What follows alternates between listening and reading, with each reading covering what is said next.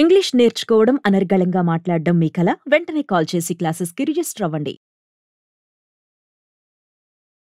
నమస్తే రమగారు. నమస్తే జయ. ఏదైనా మంచి కథ చెప్తారా? పూర్వం అట కోసల దేశానికి వర్ధమానుడని ఒక రాజు ఉండేవాడు. అబ్బాయి తొందరగా రాజు అయిపోయాడు. 20-21 అలా వచ్చేసరికి అప్పుడు ఆయనకి పొరుగు దేశంలో దేశపు రాజకుమార్తె మంజరి అని ఒక అమ్మాయి ఫోటో అవి వచ్చినాయి. అమ్మాయి చాలా అందగత్తె. ఆ అమ్మాయే కావాలని పట్టుపట్టి పెళ్లి చేసుకున్నాడు. ఎంత ప్రీతిగానో ఉండేవాడు. కొంచెం చిన్నతనం కూడా కదా, భార్యాభర్త కులాసాగా కాలక్షేపం చేస్తూ పెద్దగా రాజ్యాన్ని పట్టించుకునేవాడు కాదు. ఆడుతూ పాడుతూ ఉండేవాడు. క్రమంగా ఒక పెళ్ళై 2-3 ఏళ్ళు అవ్వగానే ఇంకా రాణిగారికి పిల్లలు పుట్టలేదని చెప్పుకునేవాళ్ళు. ఓ జ్యోతిష్యులు జోస్యాలు జాతకాలు అవి చూసి రాణిగారికి పిల్లలు పుట్టరని తేల్చారు. అయ్యో, రాజుగారికి పెద్ద ఆయనకేం పట్టింపు లేదు. భార్య అంటే అమిత ప్రీతి. పిల్లలేపైనా ఏం పర్వాలేదని ఉండేవాడు హాయిగా. కానీ ప్రజలందరూ రాజ్యానికి వారసుడు లేకపోతే ఎట్లా అని కొంచెం మాట్లాడుకునేవాళ్ళు. మంత్రులు వాళ్ళు రాజుగారికి ఇంకొక వివాహం చేద్దాం, వీళ్ళ వంశంలో 3-4 పెళ్ళాలు ఉండటం మామూలేనని రాణిగారికి కొంచెం యాక్సం దోశారు. మంజరి ఉత్సాహపడింది. ఇంకో వివాహం చేసుకుందు కానీ నాకు సంతానం కలగదని నాకు ముందే తెలుసు. నా చిన్నప్పుడే మా నాన్నగారు జాతకం చూపించినప్పుడు నేను తెలుసుకున్నాను. నాకు తెలుసు నాకు సంతానం కలగదని, నేనేం బెంగపెట్టుకోవట్లా. ఎవరైనా మంచి పిల్లని చూసి పెళ్లి చేసుకుందు కానీ నేను నీతోటే ఉంటాను, సంతానం ఉంటే రాజ్యానికి వారసుడు ఉంటాడు అని బాగా రాజుని బలవంత పెట్టింది. అయితే ఇతను ఒప్పుకోవాలి. నిన్నేమైనా ఇబ్బంది పెడితే, నేను కూడా కొత్త భార్య సంతానం కలిగితే వాళ్ళ మోజులో నేను నిన్ను ఇలా చూడగలనో లేదు, అసలు నాకు నేను నీ ప్రేమను షేర్ చేయటమే ఇష్టం లేదనేవాడు వర్ధమానుడు. బంగారు తండ్రి మనకి అలాంటి వాడు భర్తగా బంగారు తండ్రి, కొడుకుగా అయితే నచ్చడు. మన పిల్లాడికి సంతానం లేకపోతే ఏ తల్లికి నచ్చుతుంది? అస్సలు యాక్సెప్ట్ చేయరు. అది మనమైతే మనకి బంగారు తండ్రి, అదే మన కోళ్ళు అయితే మనకి బంగారు తండ్రి కాదు. నాకు తెలియదు, నేను ఆ కోడళ్ళు లేడు. రాజుని బలవంత పెట్టేవాళ్ళు అందరూ అడిగేవాళ్ళు, కానీ అతను ఒప్పుకోలే. రెండో పెళ్లి అన్న ఊహ కూడా అతను చెయ్యలే, వద్దన్నాడు. బతిమలాడేది మంజరి, అయినా కూడా అతను ఒప్పుకోవాలి. అయితే కానీ ఇతను ఎప్పుడు భార్యా వ్యామోహంగా ఉండడము, ఎంతసేపు ఆ అమ్మాయితో కలిసి వేటాడడానికి వెళ్తాడు, ఆ అమ్మాయితో కలిసి పార్టీకి వెళ్తాడు, ఆ అమ్మాయితో కలిసి ఏమిటో చేస్తాడు, వన విహారాలు చేస్తూ ఉంటాడు. ఈ రాజ్యం వ్యవహారం మీద పెద్దగా జోరుగా లేడు. రాజు ఇంకా చిన్నవాడనే ప్రజల్లో ఉండేది. కాకపోతే సైన్యాధిపతికి ఏం పుట్టింది ఆలోచన, రాజు అన్ఫిట్, ఈ రాజ్యాన్ని గ్రాప్ చేద్దామనిపించింది.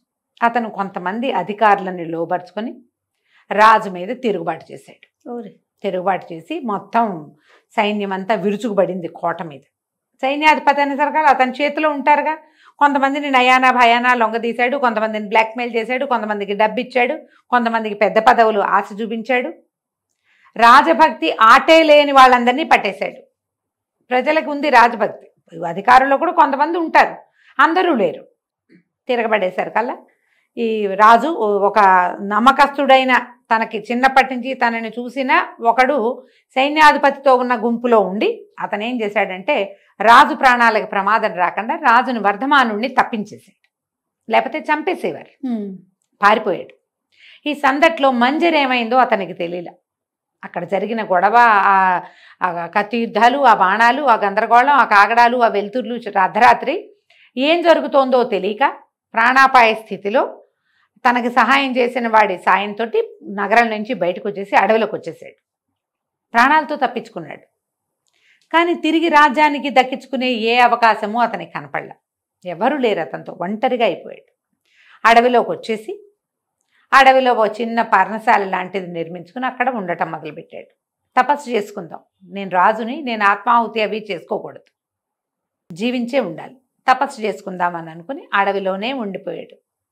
ఈ మంజరి ఏమైందో తెలీదు. 2 రోజులు 3 రోజులుగా అతనికి మంజరి మీద బెంగ చాలా భయం వచ్చేసింది. ఆ అమ్మాయి ఏమైందో ఇతనికి తెలియలా. అమ్మాయి రూమ్ వేరు, ఇతని రూమ్ వేరు. అయితే మంజరి ఎక్కడికి వెళ్ళలా, ఏమవల. ఈ అర్ధరాత్రి ఈయనెట్లా తప్పించుకున్నాడో ఆ అమ్మాయి మొగవేషం ధరించి దొరకకుండా, సైన్యాధిపతికి దొరకకుండా ఆ పిల్ల కూడా తప్పించుకుని ఏం చేసింది, అడవిలోకే వచ్చింది కానీ భర్తని చేరల. ఇతను కట్టుకున్న ఆశ్రమాన్ని చూసుకుని కొంచెం దూరంలో ఉంటూ అతన్ని కనిపెట్టుకుని ఉండేది. మళ్ళీ దగ్గరికి వెళ్తే భర్త మళ్ళీ వివాహము అవి అనుకోడు, తనతోటే ఉండాలంటాడు. రేపొద్దున ఏ దశలో అయినా మళ్ళీ రాజ్యం అంటూ సంభవిస్తే సంతు లేకుండానే అవుతాడు. ఇప్పుడు వేరే అవకాశం ఏదైనా లభిస్తే ఇతనికి ఎవరైనా దొరికితే మెల్లిగా నా మీద నుంచి ధ్యాస పోయి అతను మళ్ళీ వివాహితుడై సంతానాన్ని పొందుతాడు. అతని సంతానానికి ఆ రాజ్యం మీద హక్కు ఉంటుంది. అప్పట్లో అలా ఉండేవి కదా రాచరికము. అందుకని అమ్మాయి దూరంగానే సంచరిస్తూ ఉండేది. అతను ఒంటరిగా ఉన్నాడు. ఈ అమ్మాయి కూడా మంజరి కూడా ఒంటరిగానే ఉంది. అయితే ఒకనాడు అమ్మాయికి ఒక విచిత్రమైన అనుభవం ఎదురైంది. ఆ అమ్మాయి అడవిలో తిరుగుతూ ఒక చెరువు దగ్గర విశ్రాంతి తీసుకోవడానికి ఒక చెట్టు కింద కూర్చుంటే ఆ చెరువులోంచి ఒక పెద్ద పాము బయటకు వస్తుంది. ఎంత పెద్దదో! అంత పెద్ద పాము ఉంటుందని ఆమె ఎప్పుడు నమ్మల. కొండ చిలువలు తెలుసు ఆమెకి. కొండ చిలువ ఎలా ఉంటుంది? మొహం దగ్గర సన్నగా ఉండి బాడీ లావుగా ఉండి వేరేగా ఉంటుంది. ఇది అట్లాంటిది కాదు. సర్పం 10 అడుగుల పైన ఉంది. ఇలాంటి ఒక సర్పం ఇక్కడ తిరుగుతూ ఇది సంతానాన్ని వృద్ధి చేస్తే, అడవిలో తన భర్త ఉన్నాడు, అడవి దాటితే గ్రామాలు వస్తాయి. అందుకని అమ్మాయి ఏం చేసింది, ఈ పిల్లకి చిన్నప్పటి నుంచే సంతానం ఉండదు అనేది అమ్మాయి చిన్నప్పుడే తెలుసు. ఆమె తండ్రి ఈ పిల్లకి ఎన్నో పౌరుష విద్యలు నేర్పించాడు. కత్తి తిప్పటం, బాణం వేయటం క్షుణ్ణంగా వచ్చు మంజరికి. చేతిలో ఉన్న కత్తితోటి పామును తెగ నరికేసింది భయపడకుండా. మామూలుగా ఆడవాళ్ళైతే భయపడి తెచ్చిపోతారు. యుద్ధ విద్యలు వచ్చిన అమ్మాయి అవటంతో ఆ అమ్మాయి కాస్త నరికేసరికల్లా ఏమైంది, ఆ తల నరికేసరికి ఆ తలలోంచి తన ముఖంలోంచి ఒక రాయి బయటపడింది, మణి. ఆమె చూస్తుండగానే ఈ తెగిపడిన శరీరం ఒక రాక్షసుడి శరీరంగా మారింది. పాము తల మొండము వేరైపోయినాయి. తలలోంచి ఏమో ఒక మణి బయటపడింది. మణి బయటపడంగానే తల రాక్షసుడు తలగా మారిపోయింది, బాడీ కూడా రాక్షసుడి శరీరం. వాడు మహాకాయుడు అయిన ఒక రాక్షసుడు. ఈ అమ్మాయి ఆశ్చర్యపోయింది, వీడు పాముగా ఎలా ఉన్నాడు? ఈ మణి వల్ల ఏమైనా జరిగిందేమో. ఆ మణిని శుభ్రంగా నీళ్లలో కడిగి చూసింది. అది నాగమణి, నీలంగా. ఇప్పుడు ఏం చేసింది, మణిని బాగా కడిగి తన నోట్లో పెట్టుకుంది. నోట్లో పెట్టుకున్న మరుక్షణం ఈ అమ్మాయి తన సైజులో ఉన్న ఒక పాముగా మారిపోయింది. ఓహో, ఇది కథ. ఈ రాక్షసుడు తను సంచరించటానికి వీలుగా, ఇంత రాక్షస శరీరం అయితే అందరూ చూసేస్తారు, పావుగా అయితే చల్లగా చెట్ల చాట్ల నుంచి వెళ్ళిపోవచ్చు. బహుశా వీడు చెరువులో నుంచి వస్తున్నాడంటే చెరువులో వీడి నివాసం ఉందేమో చూద్దామని ఆ మణి నోట్లో పెట్టుకుని అందులోకి ప్రవేశించింది. చెరువు లోపలికి వెళ్ళేసరికి ఒక మందిరం కనపడింది. దానికి తలుపులు కనపడుతుంది. దానికి ఒక చిన్న ఇంత గవాక్షం లాంటిది ఉంది, కిటికీ లాంటిది. ఈ అమ్మాయి పాము శరీరం కదా, పాములాగా లోపలికి వెళ్తే లోపల నీరు లేదు, పెద్ద మందిరం అది. ఇంకా లోపలికి వెళ్తే లోపల ఎన్ని గదులు ఉన్నాయో. లోపల గదుల నిండా సంపదే. లోపలికి వెళ్తే ఒక చక్కటి అందమైన చిలకలాగా ఉన్న ఒక పిల్ల కూర్చునుంది. ఈ పాము లోపలికి వచ్చేసరికి పిల్లకెవ్వమని కేక పెట్టి లేచి నుంచోగానే ఈ అమ్మాయి ఏం చేసింది, తన నోట్లోంచి మణిని బయట ఉమ్మేసి మనిషిగా మారిపోయింది మంజరి. ఈ అమ్మాయిని చూసి ఆశ్చర్యపోయింది ఆ పిల్ల. అమ్మాయి అడిగింది, మంజరి ఎవరమ్మా నువ్వు, ఇక్కడ ఎందుకున్నావు అంటే, ఒక రాక్షసుడు నన్ను ఎత్తుకొచ్చాడు, నిన్ననే నన్ను తీసుకొచ్చాడు, నన్ను పాము రూపంలోనే కనపడ్డాడు, నన్ను లోపల తీసుకొచ్చాడు, పెళ్లి చేసుకోమని ఆయన అడుగుతున్నాడు. నేను పక్కనే ఉన్న వజ్రగిరి సంస్థానం రాజకుమార్తెని, సౌదామిని నా పేరు అనేసరికి ఈ అమ్మాయి చెప్పింది, మంజరి నువ్వేం భయపడద్దు, ఇక్కడి నుంచి వెళ్ళిపోదాం. మరి రాక్షసుడు వస్తేనో ఉంది అమ్మాయి. రాక్షసుడు ఇక రాడు, వాడిని చంపేశాను నేను, ఇక రాక్షసుడు రాడు. ఇందులోంచి బయటికి వెళ్ళాలంటే పాము రూపంతోనే బయటికి వెళ్ళగలరు. రాక్షసుడు ఏ మాయతోటి అమ్మాయిని తెచ్చిపెట్టాడు, ఆ తలుపు రాదు, అందులోంచి దూరి వెళ్ళాలి. వాడికి ఏ మాయ ఉండి తలుపు తీసాడో వీళ్ళకి తెలియదు. సరే, ఏం చేసిన అమ్మాయి అంత వజ్రాన్ని తన నోట్లో పెట్టుకుని ఆ మాయని పాముగా మారి బయటికి వెళ్ళి మళ్ళీ బయట నిలబడి ఆ రాయిని అప్పచెప్పి ఆ సౌదామిని కూడా పాములాగా అయ్యి బయటకు వచ్చేలాగా చేసింది. ఇద్దరు కలిసి చెరువులో ఈదుకుంటూ బయటకు వచ్చేసారు. ఈ అమ్మాయి మణి దాచిపెట్టుకుంది, మంజరి దాచిపెట్టుకున్న అమ్మాయి ఈ అడవిలో ఇలా ముందుకు నడిచి వెళ్తే అక్కడ ఒక ఆశ్రమం ఉంది, అక్కడ ఒక మహానుభావుడు ఉంటాడు.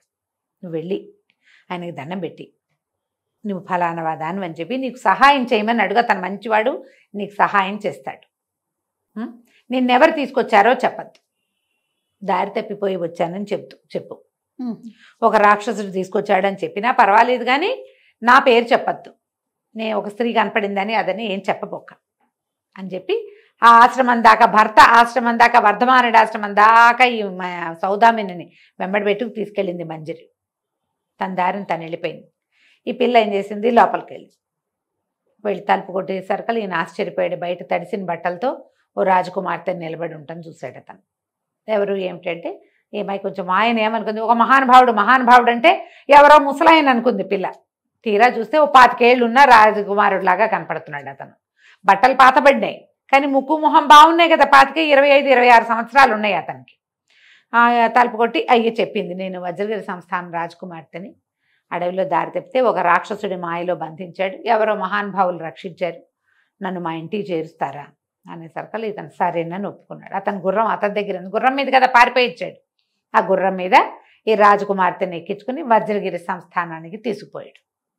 ఎప్పుడు 3 రోజుల క్రితం తప్పిపోయిన రాజకుమార్తె ఇల్లు చేరేసరికల్లా ప్రజలంతా ఆశ్చర్యపోయారు. రాజుగారు బోళంతా స్వాగత సత్కారం చేసి వర్ధమానుడిని లోపల తీసుకుపోయి కుశల ప్రశ్నలు వేసి స్నానం పానం చేయించి మంచి బట్టలు పెట్టి ఇతని పేరు అది కనుక్కునేసరికల్లా ఆశ్చర్యపోయాడు. ఇదేంటండి ఇలా అయ్యారు, మీరు ఇక్కడే ఉండండి, మీరు ఇంకా అడవిలోకి వెళ్ళొద్దని కొద్ది రోజులు ఉంచుకున్నాడు. నా ఆతిథ్యం స్వీకరించండి, మా పిల్లని రక్షించి తీసుకొచ్చారు అని చెప్పి ఉంచుకున్నాడు. ఉంచుకుంటే క్రమంగా ఈ పిల్ల ఏం చేసేది, రోజు 2 పూట్ల వచ్చి ఈయన కుశలం కనుక్కొని ఆయన్ని సేవిస్తూ ఉండేది. మెల్లిగా ఒకళ్ళ మొహాలు ఒకళ్ళకి అలవాటు పడ్డాయి. ఈ రాజుగారు ఏమన్నాడంటే, మీ భార్య ఏమైపోయిందో తెలియదు కదా, మా అమ్మాయిని వివాహం చేసుకోండి, నేను మీ రాజ్యం మీ చేతికి దిగ కోసల రాజ్యం మళ్ళీ మీకు వెనక్కి వచ్చేలాగా నేను ఏర్పరుస్తానని అడిగాడు. అడిగేసరికి అతను కొంచెం ముందు వెనక ఆడాడు. కానీ ఈ పిల్ల చూపించే ఆపేక్ష, ఆ అమ్మాయి చాలా శ్రద్ధగా ఉండటం, మెల్లిగా మనుషులు అలవాటు పడితే ఇలాగే అవుతాయి కదా వివాహాలు.